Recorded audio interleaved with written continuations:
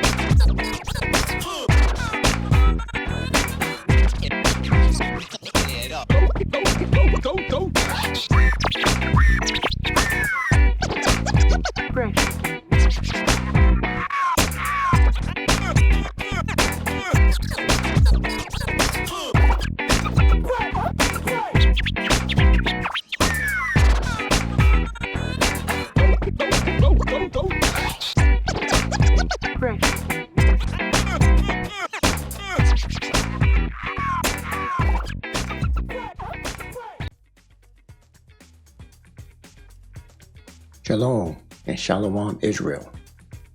Hello Christians. What up everyone else? Welcome to today's episode of Something to Think About. It's presented by ThaBruthaz. Today's discussion will be on the various temples according to the Israelite writings and some Josephus.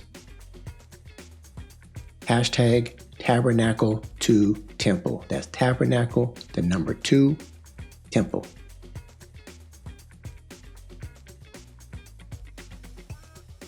Administrative. We will quickly go over some administrative announcements before we get started. However, if you like, you can jump over to that recap section now and continue there. Setting expectations. I plan on reading virtually everything from my slides and my notes, since some people, like I always say, can only listen and cannot watch. I will be following a script. It helps me to stay on point. Reminder, this is more like a classroom setting, so there will not be any smoke and daggers here. Pause if needed.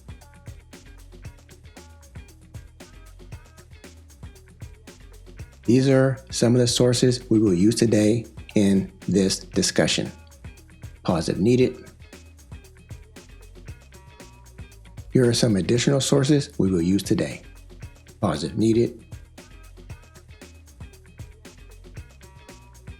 Here are some additional sources that we will use today.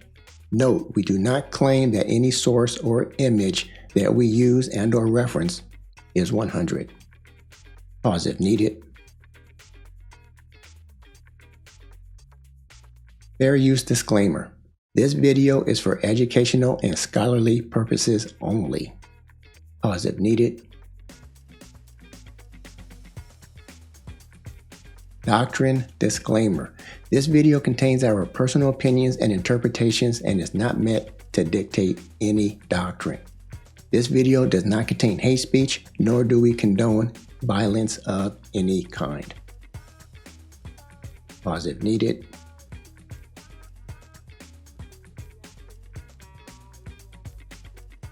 Recap. What we discussed in the previous video, Tabernacle defined. We discussed how they define tabernacle, the perpetual aspects of the tabernacle. Examples: menorah to burn continually and observed forever. Set the bread before the Lord always. Priests must wash before they minister forever. Okay, perpetual aspects of the tabernacle. We discussed the holy aspects of the tabernacle. Example, touch the Ark of the Covenant and die. Burn unholy incense and die. Priests must wash before they minister or die. We discussed the lifespan of the tabernacle, the 486-year journey from the divine blueprint given to Moses all the way to Solomon's temple.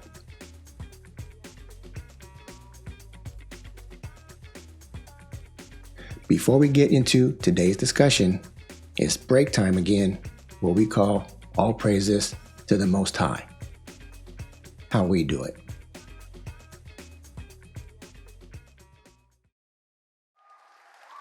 All praise to the Most High. All right now. All Sing it. praise to the Most High. Go ahead, brother. All Come on now. praise to the Most High. All right now.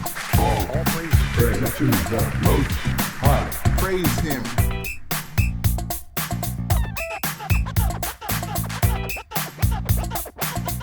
Come on now. Come on. All praises. All praises. Come on now. All praises. All right. To the Most High. To the high. Praises. Come on now. All Go ahead. praises. All praises. Praise high. Praises. Praise high. Praise to the Most High. Yahawashi.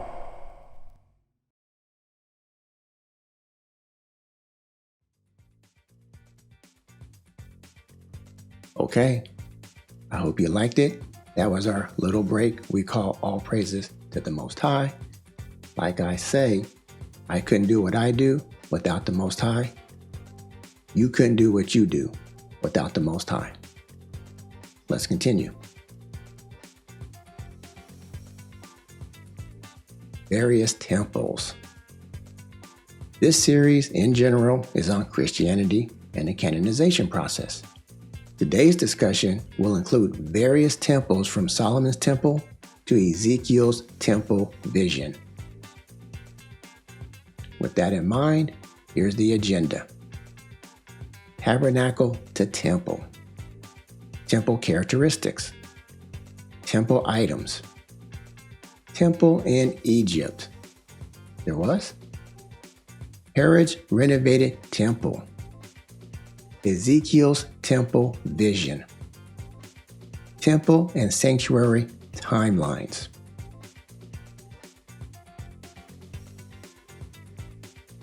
Tabernacle to temple. A permanent home. Today's topic is on the transition from a portable tabernacle to Solomon's temple and beyond. Hashtag tabernacle to number 2, temple. Tabernacle to temple. We discussed the tabernacle in the previous video titled The Tabernacle Defined, episode 14. Today we will discuss the various temples. We want to emphasize that the images we will show today are not 100, okay? They may not even be 30. Keep that in mind. That includes what you see on the screen. This tabernacle, this temple, these are just ideas of what they might look like. These are not what they are. We're going to start with the boring part, and that's definitions. However, we need a baseline. Like I mentioned before, we use dictionaries from the 1800s to 1913 because they seem more authentic. I also want to mention that I'm intentionally not using New Testament definitions in this presentation, just like I did in the tabernacle presentation. Okay? I am saving those specific definitions for the early church father discussion on tabernacle and temple. Okay, so let's get into definitions, how they define temple. A public edifice erected in honor of some deity. Space marked out, sanctuary, temple, a piece of land marked off, land dedicated to a god. the edifice erected at Jerusalem for the worship of Jehovah. The most celebrated and magnificent temple erected to the true God was the one built by Solomon in Jerusalem. That was in one of our dictionaries. The tabernacle was referred to as a temple. 1 Samuel 1, verse 9.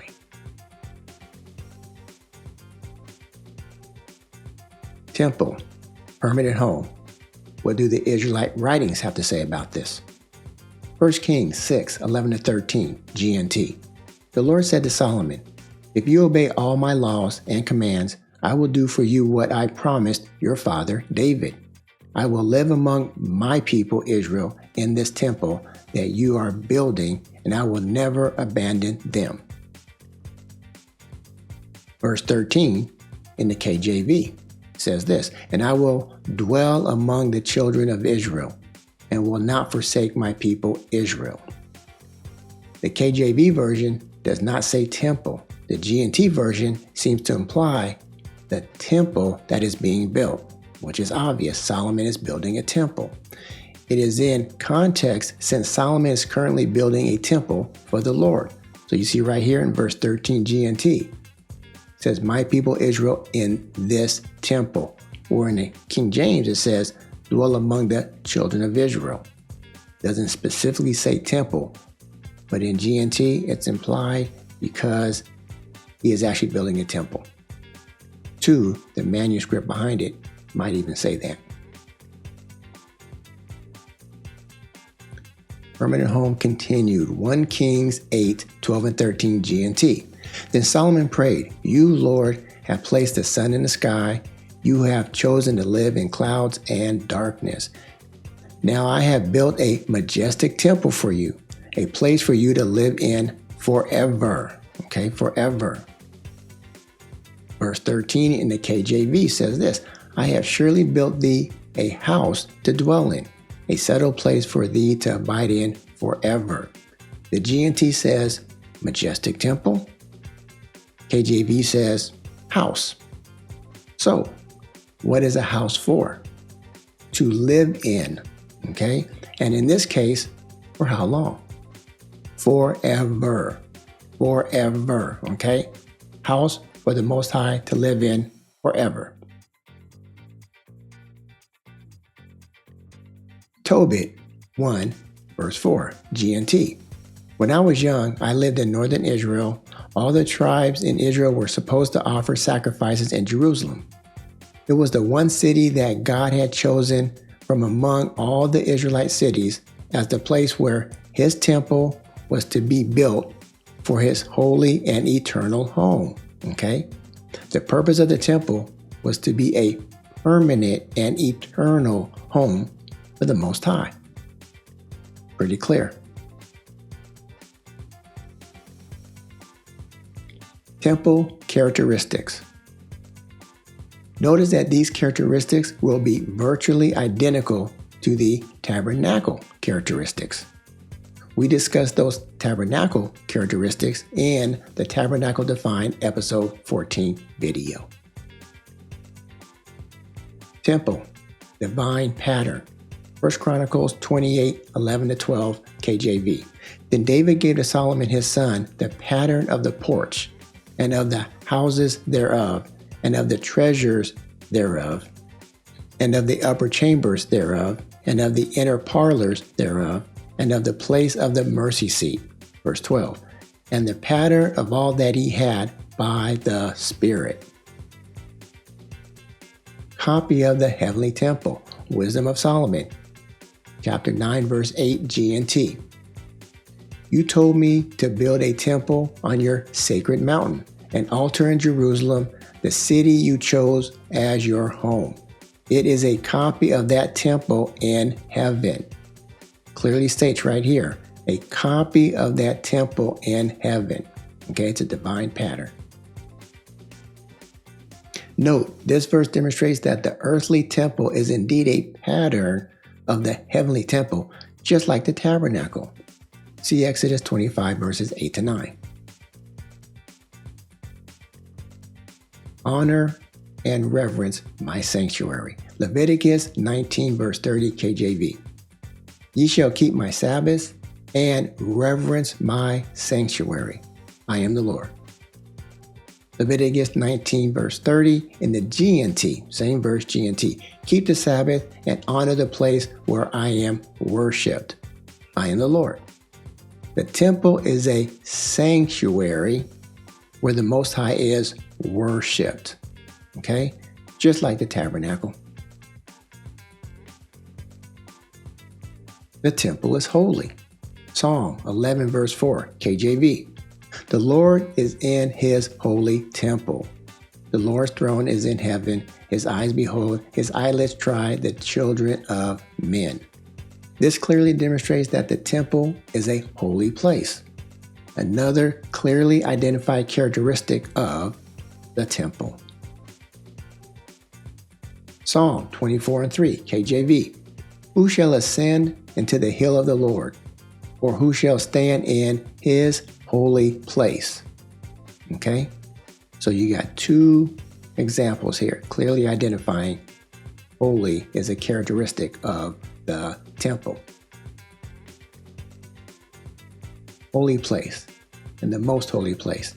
2 Chronicles 3, 8 and 14 RSV. And he made the most holy place. Verse 14, and he made the veil of blue and purple and crimson fabrics and fine linen and worked cherubim on it.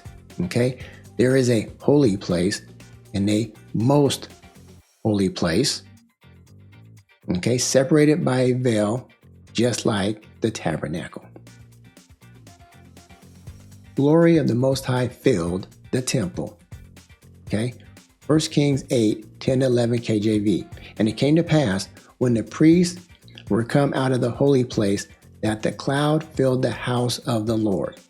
Verse 11. So that the priests could not stand to minister because of the cloud. For the glory of the Lord had filled the house of the Lord. Okay, the glory of the Lord, or weight of his presence, filled the temple, just like when Moses could not enter the tent of meeting. See Exodus 40 verses 34 to 35 for a comparison. Temple, house of prayer. Isaiah 56 verse 7 KJV. Even them will I bring to my holy mountain and make them joyful in my house of prayer. Their burnt offerings and their sacrifices shall be accepted upon mine altar, for mine house shall be called a house of prayer. Okay? Most people consider this a future fulfillment, but it clearly states that God's house, his temple, shall be called a house of prayer for all people. This is a quick summary of the temple characteristics. It's a permanent home and or dwelling place for the Most High. Divine pattern, a copy of that temple in heaven. Sanctuary, house of prayer, and holy. Glory of the Lord is in the temple.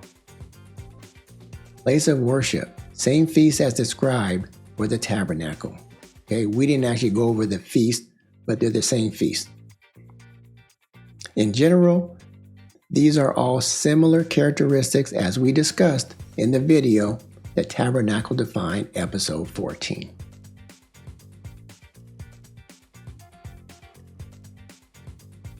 Temple items. We will not relist all of the items from the tabernacle. Instead, we will highlight some of the modified items. Tabernacle items transferred to the temple. 1 Kings 8 verse 4 KJV. And they brought up the ark of the Lord and the tabernacle of the congregation and all the holy vessels that were in the tabernacle. Okay. 2 Chronicles 5 and 5 KJV. And they brought up the ark and the tabernacle of the congregation and all the holy vessels that were in the tabernacles. Okay. The tabernacle. These two verses say the same thing. All of the holy vessels that were in the tabernacle were transferred to the temple. tabernacle items made or refurbished. It appears that Solomon made or refurbished many items used in the temple, in addition to all of the holy vessels that were brought from the tabernacle. 1 Kings 7:48-50 NLT. Solomon also made all the furnishings of the temple of the Lord: the gold altar, the gold table for the bread of the presence, the lampstands of gold, 5 on the south and 5 on the north, in front of the most holy place, the flower decorations, lamps, and tongs, all of gold, the small bowls, lamp snuffers, bowls, ladles, and incense burners, all of solid gold, the doors for the entrances to the most holy place and the main room of the temple with their fronts overlaid with gold. Okay, so you can see it says he made all the furnishings. However, we know many of the items were transferred from the tabernacle. Altar of burnt offering replaced. It appears that Solomon made a slightly bigger altar of burnt offering. Compare the altar from Moses' day, Exodus, to the one in Solomon's day, Chronicles, 2 Chronicles. So here in Exodus 27:1 NLT, it says, using acacia wood, construct a square altar, 7.5 feet wide, 7.5 feet long, 4.5 feet high. 2 Chronicles 4:1, Solomon's burnt offering. It says here, Solomon also made a bronze altar 30 feet long, 30 feet wide, 15 feet high.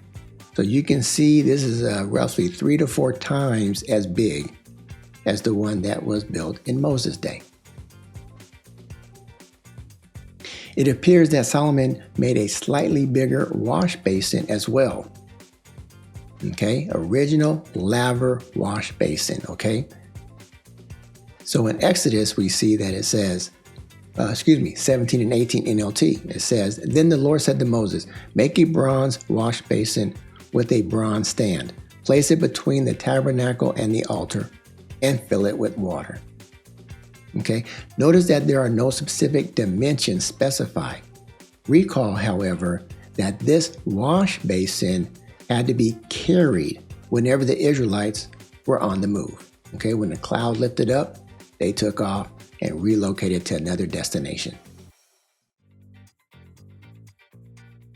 Solomon's Sea of Bronze. So it appears that Solomon made a nice sized wash basin for the priest.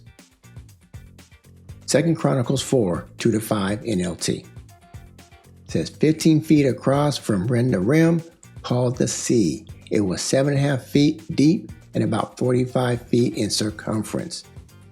There were about 6 oxen per foot all the way around, and they were cast as part of the basin. The sea was placed on a base of 12 bronze oxen. Verse 5. The walls of the sea were about 3 inches thick, and its rim flared out like a cup and resembled a water lily blossom. It could hold about 16,500 gallons of water. I just want to highlight some of the upgrades. You can see here, this was an upgrade. I also want to emphasize that all of the required items from the tabernacle appear to be included in the temple. So I haven't seen anything that looked like it was not transferred to the temple. This is a quick summary of the items in Solomon's temple. The Ark of the Lord and all the holy vessels that were in the tabernacle. Made or upgraded the table of showbread, multiple lampstands, lamp snuffers, bowls, license burners, etc. Upgraded the altar of burnt offering from 7.5 feet wide, 7.5 feet long, 4.5 feet high, to 30 by 30 by 15 high. Quite a big difference. Replaced the laver wash basin with the Sea of Bronze, capable of holding 16,500 gallons of water. In general, these are all similar or enhanced holy items that we described in the previous video, Tabernacle Divine, episode 14. Location of the tabernacle. Question: where did Solomon store the actual tabernacle? They have a temple now, so where's the tabernacle? So where is all this tent covering stuff and the wood framework, everything to hold up the temple or the tabernacle? That's something to think about. Okay, that's something to think about, and I couldn't find where it was located. Scholars have theories. For instance, they put them in some chambers or some rooms that were built around the temple. Okay, let's continue. Second temple. We will now highlight the second temple, which came after the destruction of Solomon's temple. Okay, the temple destroyed by Nebuchadnezzar's army. It was rebuilt by Zerubbabel, and this is not what it really looks like, okay? It's just a artist rendition. The second temple may have been about the same size as Solomon's temple, but maybe not as nice, according to some scholars, okay? So Solomon's temple, according to scholars, looked nicer than the second temple, okay? So Remember, do your own research. we always encourage you to do some research. In this case, please do some additional research on the second temple and what exactly might it have looked like and contained. Hashtag temple to temple. Temple number 2, temple. Temple rebuild. Cyrus decree. Ezra chapter 1 verses 1 and 2 RSV. In the first year of Cyrus, king of Persia, that the word of the Lord by the mouth of Jeremiah might be accomplished, the Lord stirred up the spirit of Cyrus, king of Persia, so that he made a proclamation throughout all his kingdom and also put it in writing. Verse 2. Thus says Cyrus, king of Persia, the Lord God of heaven has given me all the kingdoms of the earth, and he has charged me to build him a house at Jerusalem, which is in Judah. Ezra 1 verse 5. Then rose up the heads of the fathers' houses of Judah and Benjamin, and the priests and the Levites, everyone whose spirit God had stirred to go up to rebuild the house of the Lord, which is in Jerusalem. Foreign help offered. Ezra 4, 1-3 RSV says, now when the adversaries of Judah and Benjamin heard that the returned exiles were building a temple to the Lord, the God of Israel, they approached Zerubbabel and the heads of fathers' houses and said to them, let us build with you, for we worship your God as you do. And we have been sacrificing to him ever since the days of this king of Assyria, who brought us here. Okay, there were some people imported into the land, when Israel got exported out. Okay, that's another video. Ezra verse 3 here, chapter 4 verse 3 continued. But Zerubbabel, Jeshua, and the rest of the heads of fathers' houses in Israel said to them, you have nothing to do with us in building a house to our God, but we alone will build to the Lord, the God of Israel, as King Cyrus, the king of Persia, has commanded us. After this, during the reign of King Artaxerxes of Persia, there ended up being a approximate 14-year delay. The temple construction resumed under King Darius of Persia. Temple rebuild. Dimensions. Ezra 6 verse 3 RSV. In the first year of Cyrus the king issued a decree concerning the house of God at Jerusalem. Let the house be rebuilt, the place where sacrifices are offered and burnt offerings are brought. Its height shall be 60 cubits and its breadth 60 cubits. 60 cubits is approximately 90 feet. Second Temple, items returned. Ezra chapter 1, 7-10 NLT. King Cyrus himself brought out the articles that King Nebuchadnezzar had taken from the Lord's temple in Jerusalem and had placed in the temple of his own gods. Cyrus directed Merodach, the treasurer of Persia, to count these items and present them to Sheshbazzar, the leader of the exiles returning to Judah. Okay, Ezra 1:17 continued. Verse 9. This is a list of the items that were returned. So we got gold basins, 30, silver basins, 1,000, silver incense burners, 29, gold bowls, 30, silver bowls, 410, other items, 1,000. In total, besides what is listed here, there were 5,400 gold and silver items returned from Babylon to Jerusalem. Okay? Please research in detail what items were actually returned from Babylon. Not all items were returned. It is possible that not all the items were even taken to Babylon. So, what am I talking about? Jeremiah hides some items. 2 Maccabees chapter 2 verses 4-8, RSV. It was also in the writing that the prophet, having received an oracle, ordered that the tent and the ark should follow with him, and that he went out to the mountain where Moses had gone up and had seen the inheritance of God. And Jeremiah came and found a cave, and he brought there the tent and the ark and the altar of incense. And he sealed up the entrance. Some of those who followed him came up to mark the way, but could not find it.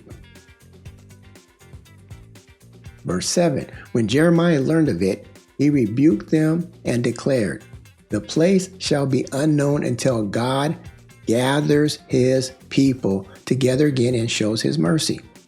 And then the Lord will disclose these things, and the glory of the Lord and the cloud will appear, as they were shown in the case of Moses, and as Solomon asked that the place should be specially consecrated. Okay, remember this. He will disclose these things.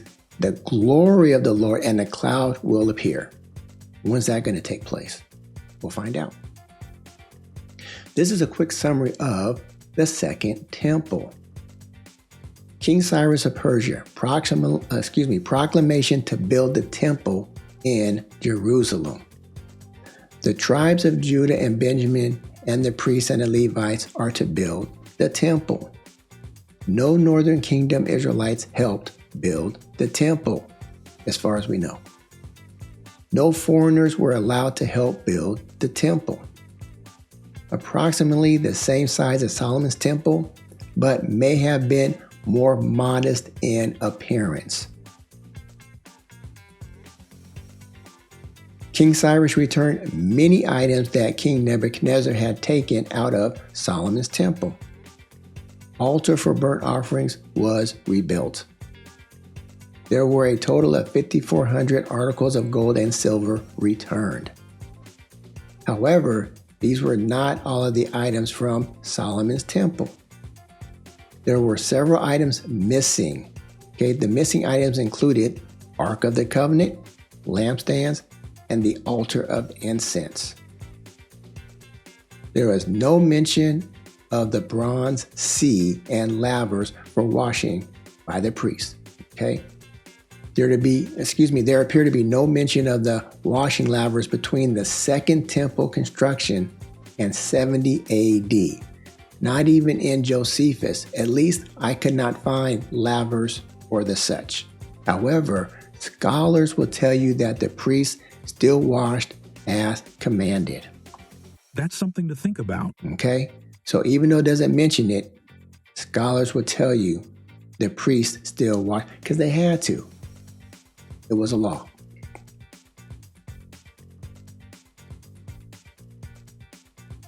temple in Egypt. We're going to switch gears for a minute and talk about this other temple.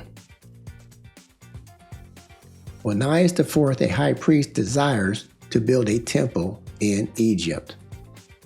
Why?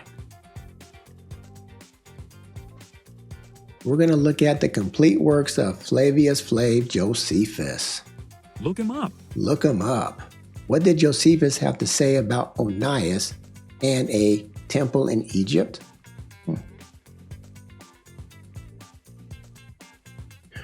We're going to start here on page 386, book 13, chapter 3, in Antiquities of the Jews. Look it up. Look it up. He says here, but then the son of Onias, the high priest, who was of the same name with his father and who fled to King Ptolemy, lived now at Alexandria. When this Onias saw that Judea was oppressed by the Macedonians and their kings, he resolved to send to King Ptolemy and Queen Cleopatra to ask leave of them, that he might build a temple in Egypt like to that at Jerusalem, and might ordain Levites and priests out of their own stock.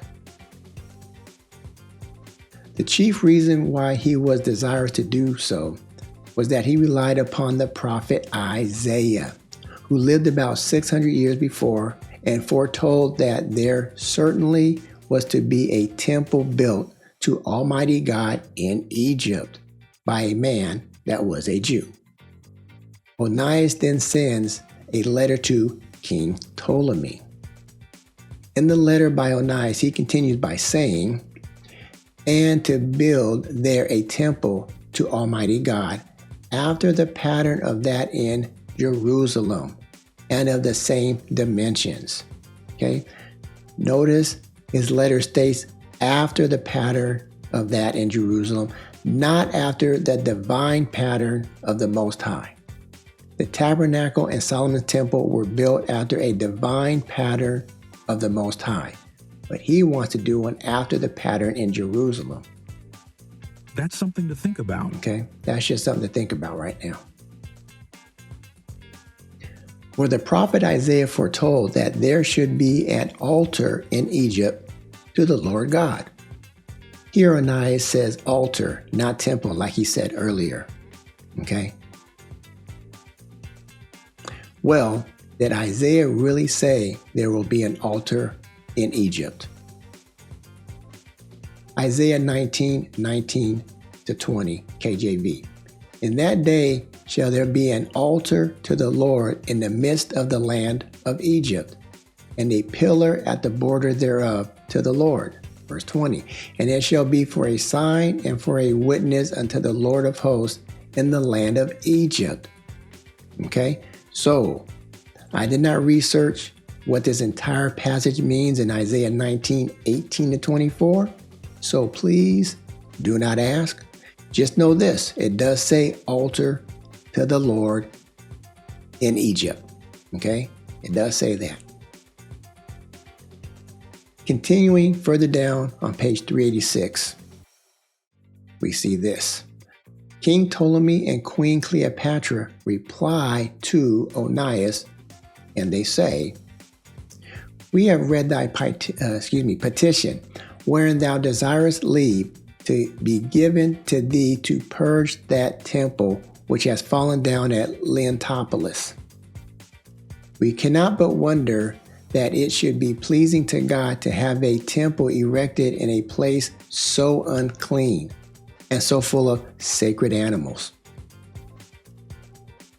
But since thou sayest that Isaiah the prophet foretold this long ago, we give thee leave to do it, if it may be done according to your law, and so that we may not appear to have at all offended God herein. So Onias took the place and built a temple and an altar to God, like indeed to that in Jerusalem, but smaller and poorer. I do not think it proper for me now to describe its dimensions or its vessels. This is Josephus talking. which have been already described in my 7th book of the Wars of the Jews. So let's go to that source, Wars of the Jews, and let's see what it says. Okay, Wars of the Jews, the works of Flavius Flav, Josephus. Look it up. Look it up. We will read here on pages 879 to 880, Book 7, Chapter 10. Onias, the son of Simon, not they had the same name, one of the Jewish high priests, fled from Antiochus, the king of Syria, when he made war with the Jews and came to Alexandria. Some people call this Antiochus. Some people call it Antiochus. Ptolemy received him very kindly on account of his hatred to Antiochus. So he was receiving Onias, okay? He desired him to give him leave to build a temple somewhere in Egypt and to worship God according to the customs of his own country. So Ptolemy complied with his proposals and gave him a place 180 furlongs distant from Memphis, where Onias built a fortress and a temple, not like that at Jerusalem, but such as resembled a tower. Okay? Onias temple in Egypt. Artist rendition, okay? We're not saying it looks like this, but it could be similar. The description of this temple in Egypt. It resembled a tower. He built it from large stones to the height of 60 cubits, which is approximately 90 feet. Structure of burnt offering altar was an imitation of the one in Jerusalem. Candlestick or the menorah exception. Onias did not make a candlestick, the menorah, but he had a single lamp hammered out of a piece of gold, and he hung it by a chain of gold. The entire temple was surrounded by a wall of burnt brick and had gates of stone. So notice how this temple was not described as being a pattern after the tabernacle or temple in the heavens. It was like that in Jerusalem, but smaller and poorer. Okay? Onias temple shut down. Tiberius Julius Lupus was governor in Egypt from 71 AD to 73 AD. I had to check Josephus' dates, and it does appear it's about the same time frame. I found this in Wikipedia. So here's the attribution. Wikipedia, Tiberius Julius Lupus. So he was governor from 71 AD to 73 AD. Lupus took out some of the temple items and shut it up. Paulinus succeeded Lupus as governor for 1 year in 74 AD.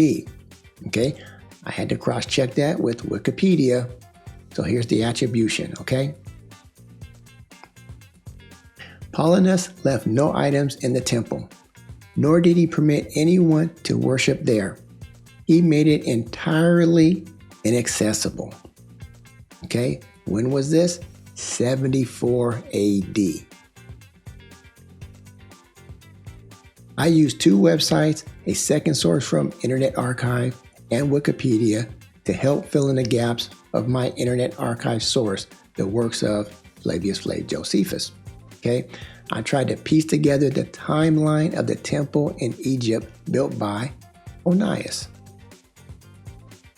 So we got Josephus states the duration of the time from the building of this temple till it was shut down was 343 years. That would be approximately 269 BC, which I don't think could be accurate. Notes from a website source claims more like 333 years, or rather 223 years, which I think is a lot closer. Onias' father, Onias III, served as high priest from 187 to 185.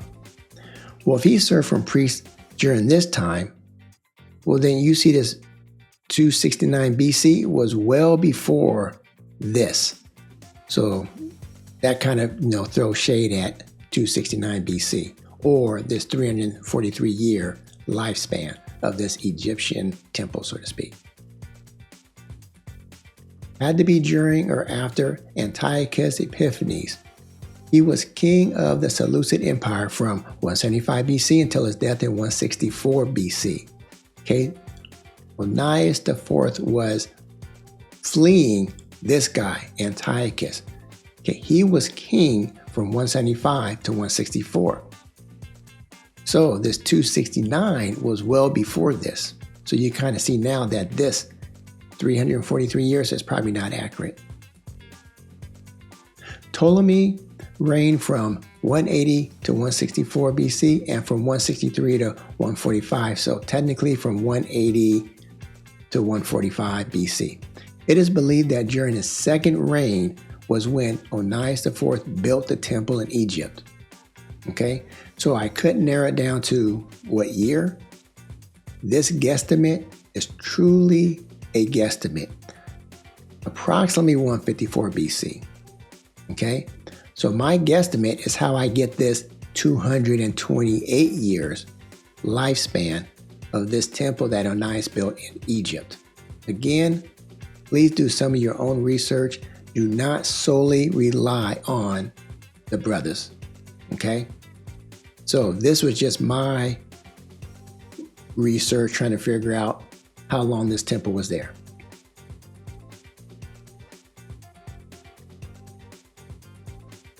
Herod's temple renovation. The second temple, not the Onias temple. We are now switching from Onias and his Egyptian temple to Herod's temple, the renovation of the second temple. For this, we will go back to Antiquities of the Jews. Look it up. Look it up. How did Josephus describe Herod's temple renovation effort? We will start here on page 480, book 15, chapter 11. It says, and now Herod, in the 18th year of his reign, undertook a very great work, that is, to build of himself the temple of God, and make it larger in compass, and to raise it to a most magnificent altitude, as esteeming it to be the most glorious of all his actions, as it really was to bring it to perfection. And that this would be sufficient for an everlasting memorial of him. An everlasting memorial of him. Did Herod have the right motive for renovating the temple? Probably not.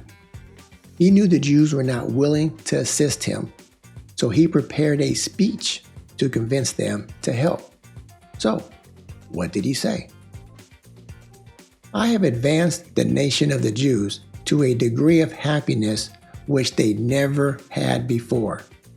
He's patting himself on the back, I guess. Our fathers indeed, when they had returned from Babylon, built this temple to God Almighty. Yet does it want 60 cubits of its largeness in altitude? Does it really want to be that short, is what you're trying to say? For so much did that first temple which Solomon built exceed this temple. Nor let anyone condemn our fathers for their negligence or want of piety herein. For it was not their fault that the temple, which was no higher, for they were Cyrus and Darius who determined the measures for its rebuilding. Again, did Herod have the right motive for renovating the temple? Keep reading chapter 11 regarding the work to be done on the temple, and you can see more about it. Continuing further down, we see this. And as he promised them this beforehand, and chose out 10,000 of the most skillful workmen, and bought 1,000 sacerdotal garments for as many of the priests, and has some of them taught the arts of stonecutters and others of carpenters, and then began to build, but this not till everything was well prepared for the work. So, continuing down on page 43, you will see that the temple itself was built by the priests in about a year and 6 months. Similar to when Israelites built the second temple in Cyrus' day or Darius' day, the Jews did not want help from foreigners. Okay? For comparison, see Ezra 4, verse 3. Herod's temple renovated. Okay, so it's renovated, upgraded, modified. This is an enhanced version of the second temple. Some even call it a third temple because apparently it looked much different and the courtyard area was bigger with all the extra stuff he built around it. Herod's temple. Summary. This is a quick summary of Herod's renovated temple. Herod decided to upgrade the temple on his own accord. It does not appear to be initiated by the Most High. Herod wanted the temple to be the most glorious of all his actions, to be taller and to be an everlasting memorial of himself. Herod believed that he gave the Jews happiness which they never had before. Actual renovated temple was built by priests and possibly Israelites, just like the building of the original second temple by Zerubbabel. Again, it appears that Herod did not have the correct motivation for renovating the temple of God.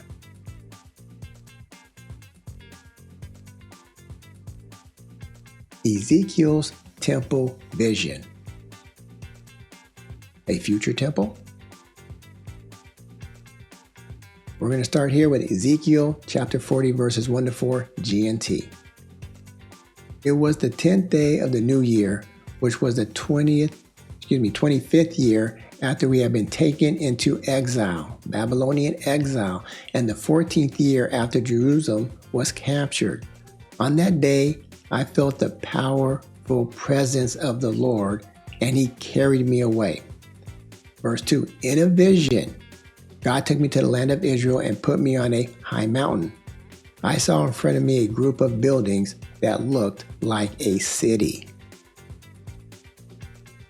Verse 3, he took me closer, and I saw a man who shone like bronze.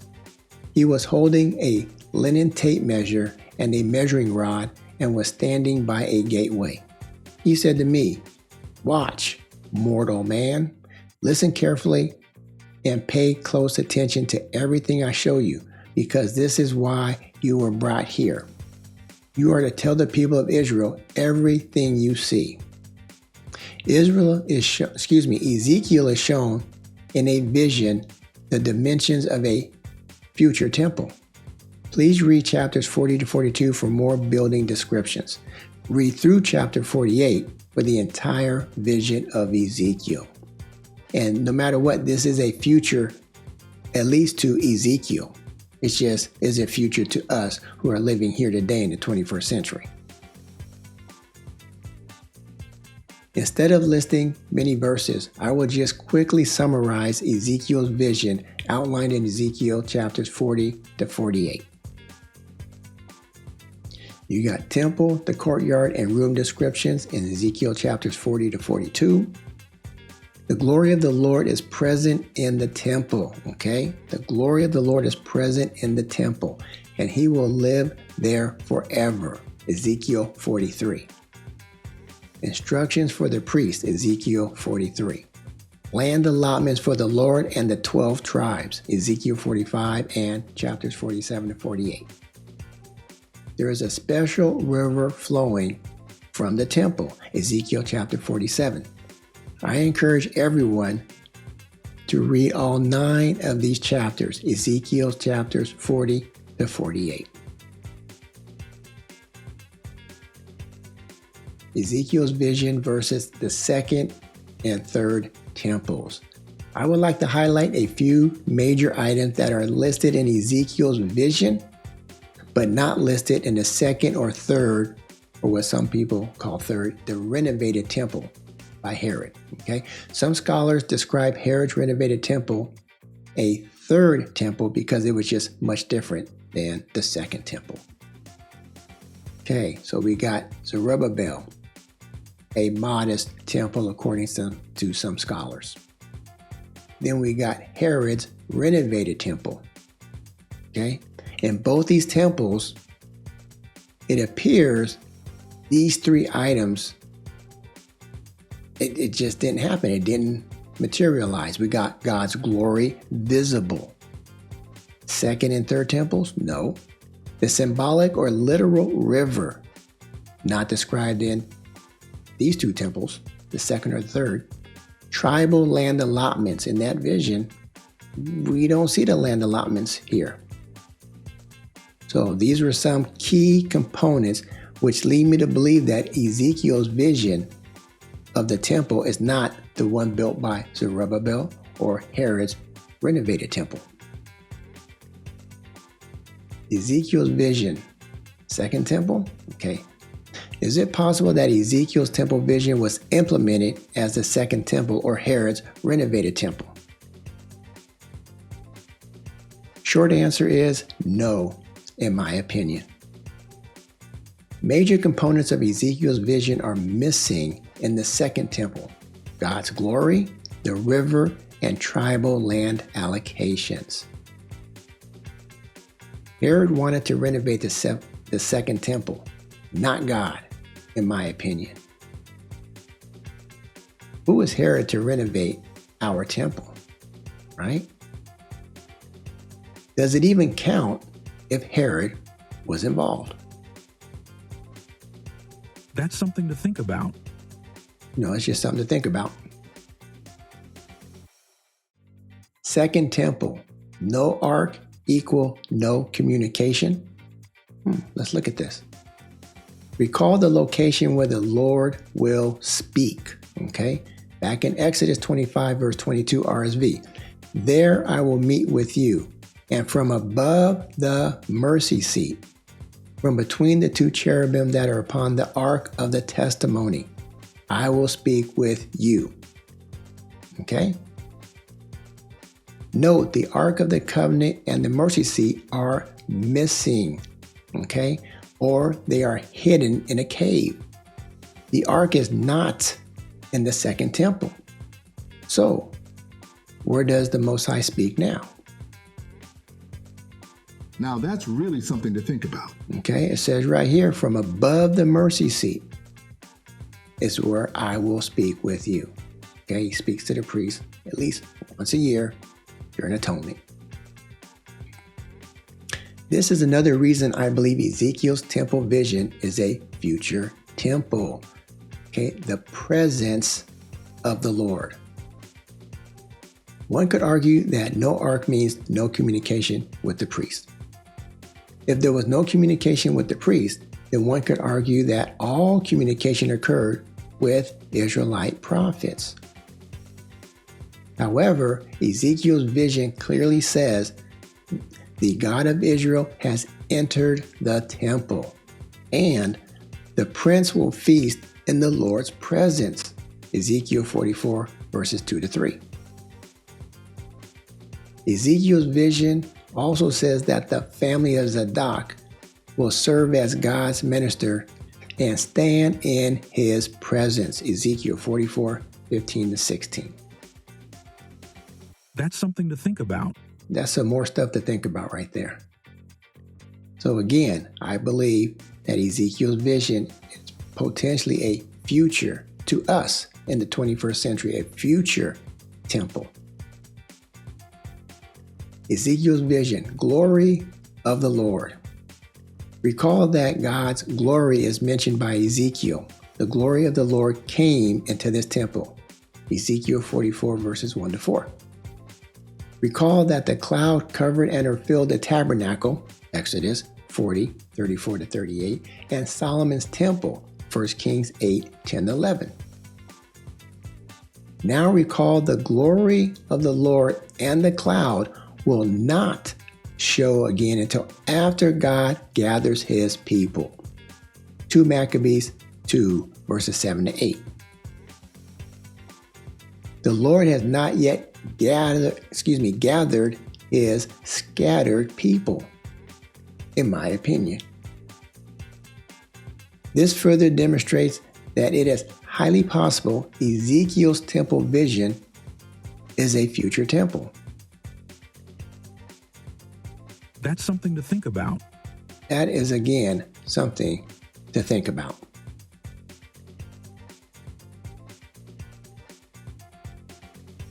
Temple timeline. We're going to discuss Solomon's temple, Second Temple, Onias or the Egyptian temple, and Herod's renovated temple. We covered much of the following timeline details in the previous slides today. I just want to give the viewers a chronological visual of when these events took place. First of all dates depend on sources. Not all sources agree. I will be using the Bible Hub timeline for passages that are related to a date. If a source has a definite date, I will use that. Otherwise, I will defer to the Bible timeline. Why? Because not all sources agree. So we can see off my scale to the left, we got the start of Solomon's temple was here in 966 BC. The temple was built in 959 BC. Solomon temple destroyed, 586 BC. Ezekiel's vision, 573 BC. So you can see just after they're taken into exile, Babylon, and Ezekiel then has a vision just after the Solomon's temple was destroyed. Cyrus' decree, 537 BC, started the temple in 535 BC.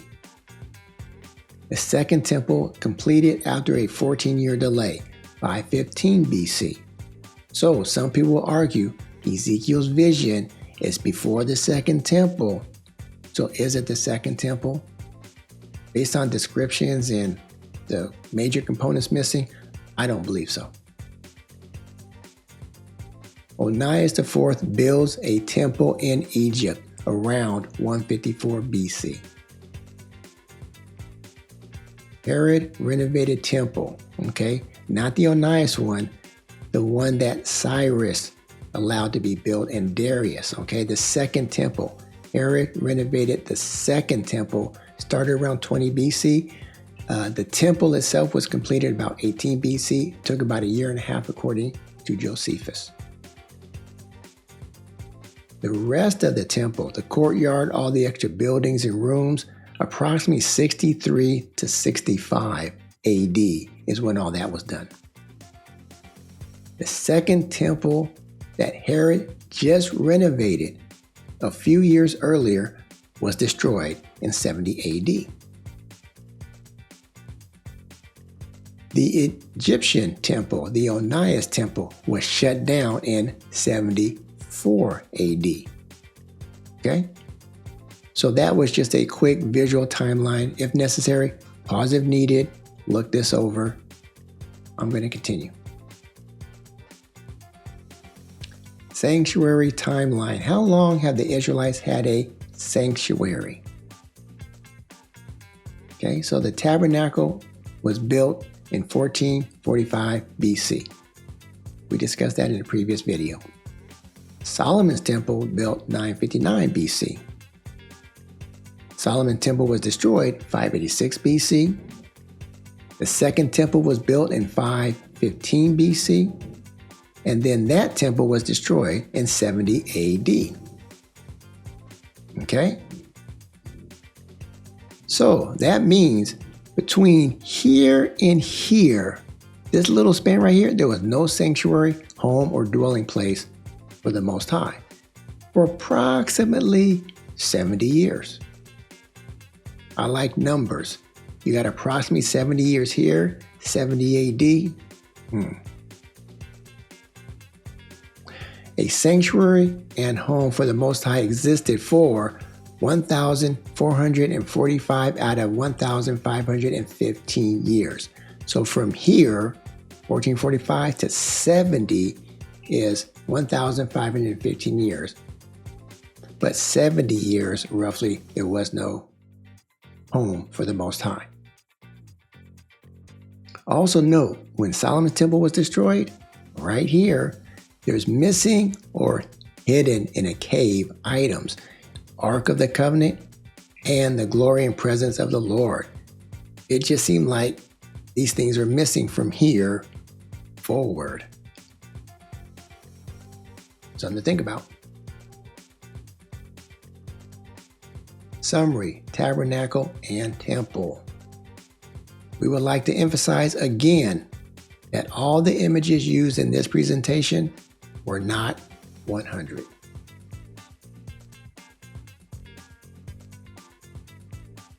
Tabernacle and Temple. Tabernacle, what it might look like, but that's not it. Temple, that's not what it looks like, but it's a rendition. How important were these structures? Okay. That's something to think about. How important were these structures? Let's look. So, according to the Israelite writings, here's how important they were. The tabernacle and temple were places the Most High dwelt. Think about that. The Most High dwelt in these structures. Designs for both were divine. They were from the Most High. His glory is visible and filled both structures, the tabernacle and Solomon's temple, not the second temple, okay? The temple was to be a permanent home. His sanctuary is a house of prayer and worship and provides a pleasing aroma and gift. Most High said to honor and or reverence his sanctuary. Future temple is coming. Let's take a trip down memory lane. First tabernacle, portable sanctuary. The Most High's tabernacle started as a portable wood-framed sanctuary. Again, this is just an artist rendition. We discussed the tabernacle in the previous video titled The Tabernacle Defined, episode 14. Date around 1445 BC. Wilderness period. On the move. When the cloud lifted from the tabernacle, the Israelites would then pack up and go to their next destination. So that was approximately 1445 to 1406 BC. Transition to a permanent sanctuary. Eventually, the Israelites transitioned to a permanent sanctuary known as Solomon's Temple. This was around 959 BC. Temple destroyed by Nebuchadnezzar's army. Okay? Destroyed. That was around 586 BC. Okay? Total destruction.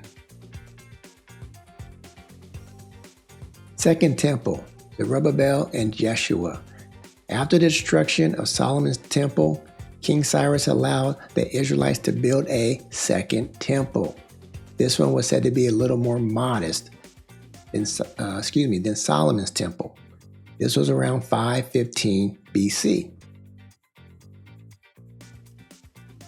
Onias builds a temple in Egypt. Okay, Onias built a fortress and a temple, not like the one in Jerusalem, but one that resembled a tower. He built his temple out of indignation for being banished from Jerusalem. Read Josephus and you can read more about that. And this was approximately, okay, research needs to be done, 154 BC.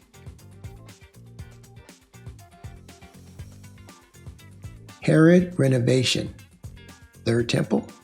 Okay, Herod took it upon himself to renovate the second temple, which some call the third temple because of all the modifications that were made. The actual temple part was complete in 18 BC, only done by priests and maybe other Israelites. The rest of it was completed anywhere from 63 to 65 AD. Okay, so the whole project was about that long. Herod's temple destroyed by the Romans. Okay, Herod's renovated temple was destroyed by the Romans a few short years after it was completed. Date 70 AD. 40 years approximately after Jesus prophesied that it would happen, it was destroyed.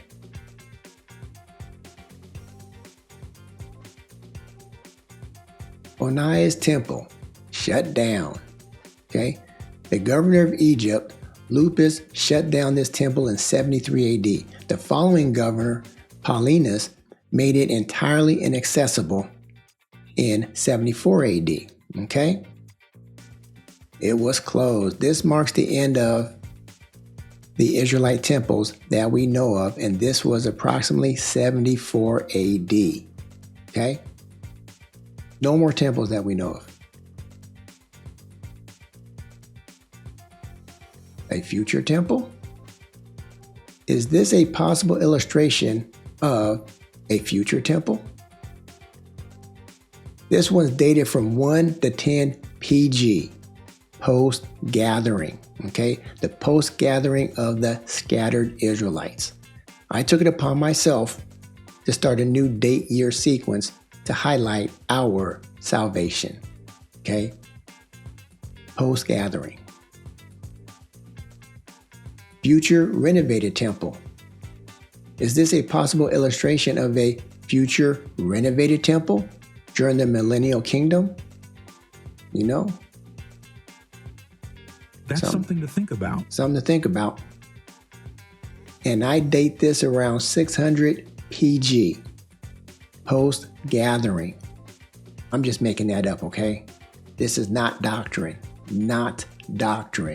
okay? So it's just something to think about.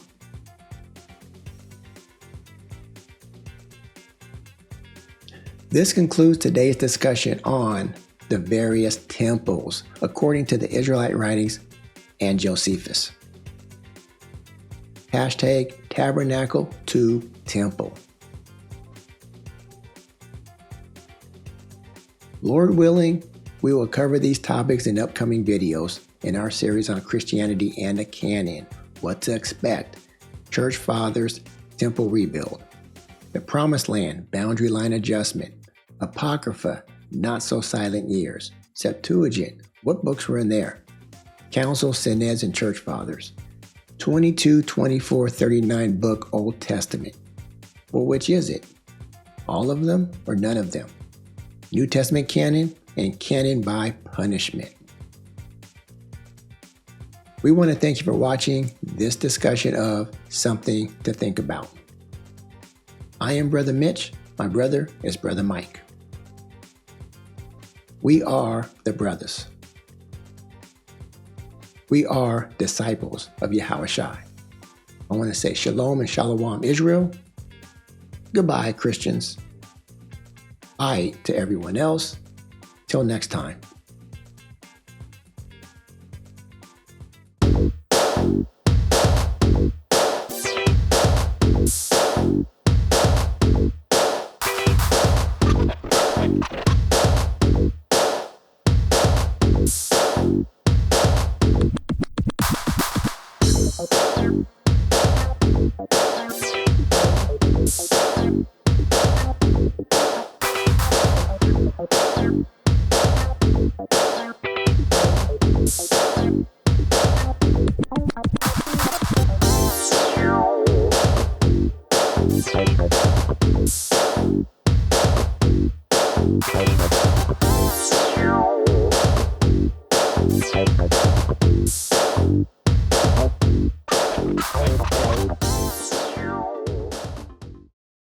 Follow the brothers. On YouTube, Fanbase. X, Hebrew Connect TV. Rumble. Or visit their website. See also Facebook, Gab, and Truth. The following is an HBO special featuring the brothers. Yo, can you help the brothers out? HBO special. You can use PayPal. The brothers need some digital money. Or you can use CashApp. Every little bit helps. Please support their efforts. You can even use a credit card. And Venmo. Why are you selling cookies? Please help support this organization. It's okay if you can't give. Just spread the word. That's just as important as giving.